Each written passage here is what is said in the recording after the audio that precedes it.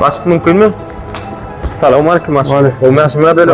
Başka size bir haştım var diyen bir yanında bardım. On adam var iken yanınızda. Burası uyan var. Şöyle bir inşallah aysak eğer yağdayı olsa. Şu bir de var ha, doğrudan şu düğün tanesi geldi çıktı işte.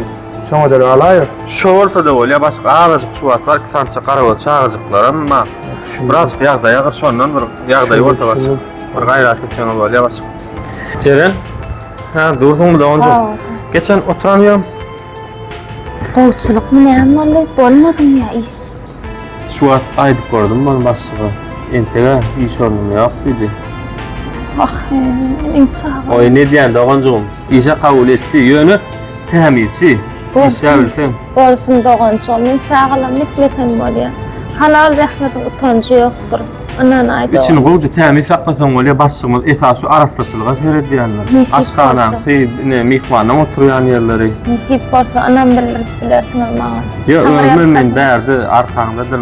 Uyam arkanda men ölmem berdi iş yaptığına göre yana.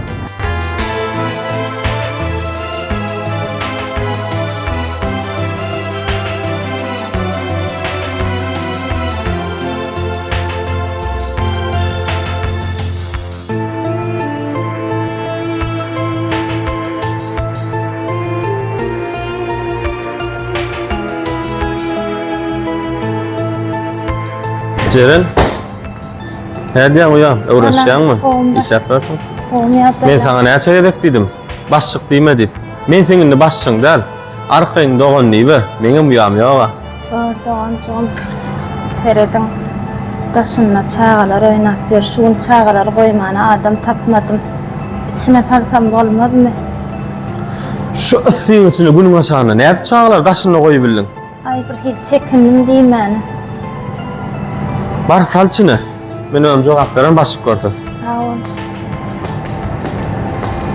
Doğancığım, eceme işletti. Benim açık ya. Doğru etiyem Cimcan. Benim açık ya. Ecemem işlepiyor. Biz eceme kuma edelim. Yoksa da şu maşinler oraya mı? Şu maşinlerin tekerini garazlar mı? Yor bol ya doğancığım. Barlak görölü. İyi doğancığım. Maşin süpürüyor, tır yapmamız ama yok. Doğru etken Cimcan. Eceme bir yırtmen tır yap kalayı. Bol ya doğancığım.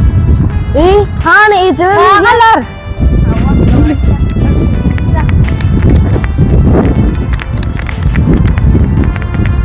Çağalar.